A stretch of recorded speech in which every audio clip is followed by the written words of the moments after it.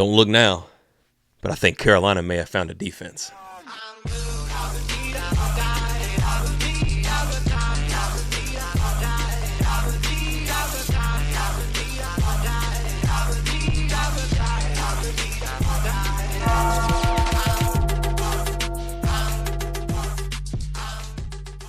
What's going on, Tar Heel Nation? Welcome into the North Carolina-Florida State post-game reaction after North Carolina's big 35-11 win over the Florida State Seminoles down there inside of Doak Campbell Stadium. I did not know what we were going to see in this game from North Carolina. Florida State is a team that going into this game had an all-time record over UNC 17-1-3. They had only lost to Carolina 3 times, beat them 17, coming with a 2-game winning streak. Mac Brown 0-for-11 against Florida State all time. I didn't know what was going to happen. Florida State's been a bad team. We saw that. We saw what that's looked like. They were 1-7 coming into the game. Carolina found themselves last week, but we didn't know if it was going to be a one-off, or at least I didn't know if it was going to be a one-off. And my question was, what will Carolina do on the road? Will Florida State find a way to beat Carolina? Because there's times where, Carolina seems to lose these types of games. But they came out, and not only did they come out and they played good, they looked just as good as they did last week against Virginia. Boy, oh boy, 7 sacks, 10 TFLs, 2 interceptions, 211 yards passing, Amari Hampton going for 170 some odd yards.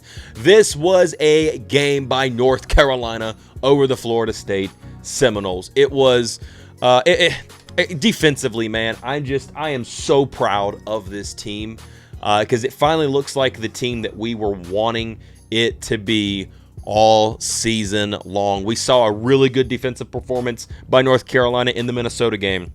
Then after that, everything kind of started to slip a little bit. Had a good couple of games after that with Minnesota, after Minnesota with Charlotte and NC Central, but then it started to slip. The JMU game happened. You lose a 20-point lead in the second half against Duke. Then you go out and you get bum rushed by Pittsburgh and also Georgia Tech. Go into the bye week, come out in Virginia, and just turn the script. And it looks like with everything going on, of course, I'm missing a few things here. Don't get me wrong. It seems like Carolina defensively has found its edge. And the only thing that's changed that was different from the Minnesota game that Carolina didn't have in that stretch was Kamen Rucker. Kamen Rucker has been a dominant force for this football team, and he consistently shows up night in and night out, and he is causing a lot of disruptions. He's causing a lot of attention to flow his way, which is letting Bo Atkinson. Des Evans is playing out of his mind. He's getting to the quarterback. He's stopping runs in the backfield. It is just an amazing thing to see. Will Hardy's playing a whole lot better. Caleb Koss, I thought, had a good couple of days. Jakeem Harris had 2 picks early in the game. Unfortunately, bobbled it around a little bit, dropped the one, and almost caught the second one off of a deep pass, I think, by Kromenhoek early or later on in the game. He had 2 there potentially, but you get 2 interceptions. Elijah Huzzy, Will Hardy with an amazing interception, and Carolina just goes out rolling. It was a great game. Amari Hampton is that dude. I feel like the offensive line is playing a little bit better. Early in the game, they were definitely struggling. Aiden Banfield was getting pushed into the backfield. Right tackles and left tackle was having issues. Trey Green and Howard Sampson. I think Blasky got called for a holding penalty at one point in time because he got beat down there early. But as the game waned, I felt like the offensive line really settled into the game. And not only that, defense helped your offense a lot, because especially in the running game, because you're putting the Florida State's defense was constantly on the field. I think Mac Brown said they had 45 plays to our 74.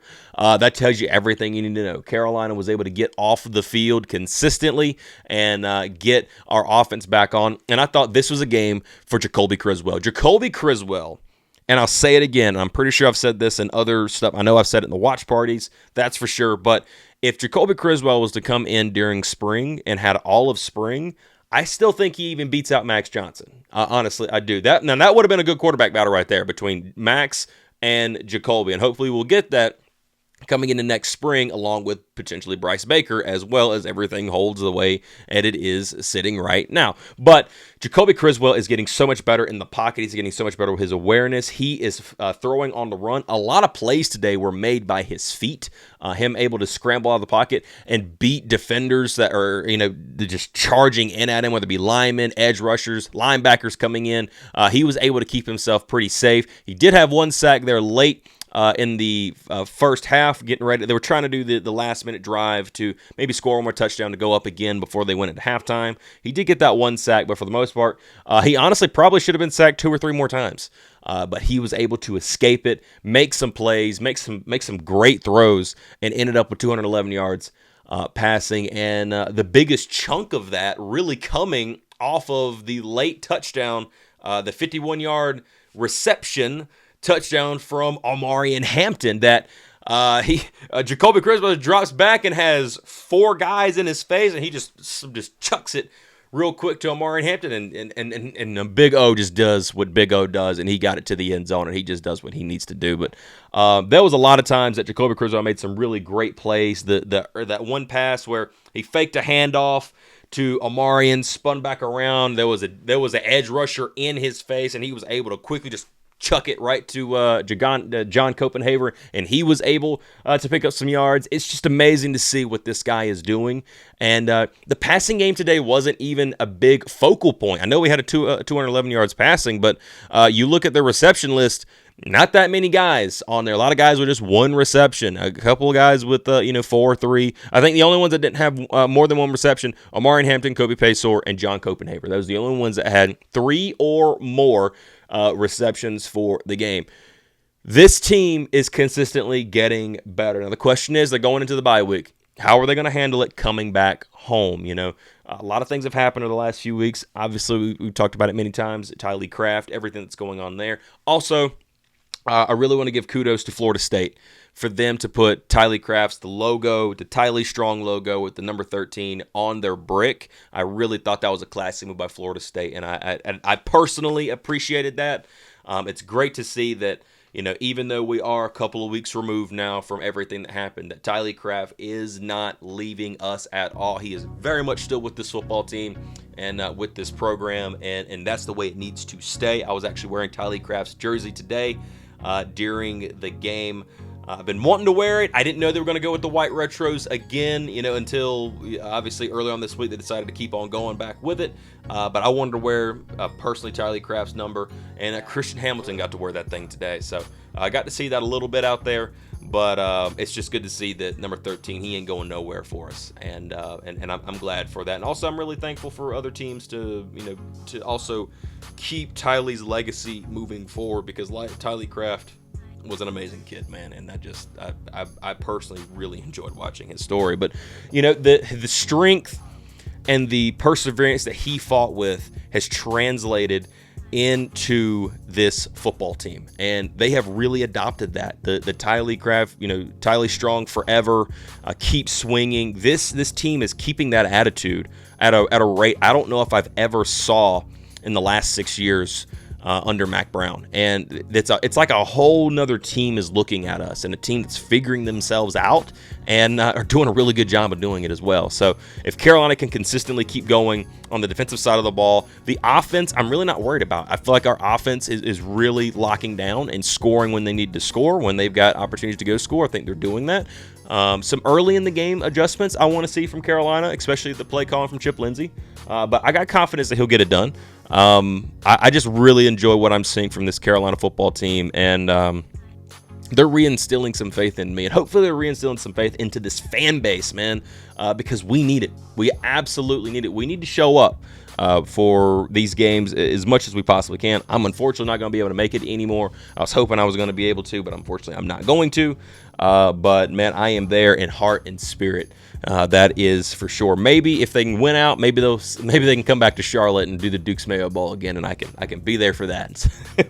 We will see. But, man, I'm just really glad of what this team is doing. I think this team's on the right track. They got a bye week. Get back home, get healthy again, and get ready, and let's continue this thing out. 3 games left, 3 regular season games left, and this team can still win 9 games. If they win out and then win the bowl game, that is a 9-win season. Think about that, Carolina fans. Think about it. It is possible. If this is the defense that we are going to see, our offense is starting to roll even better.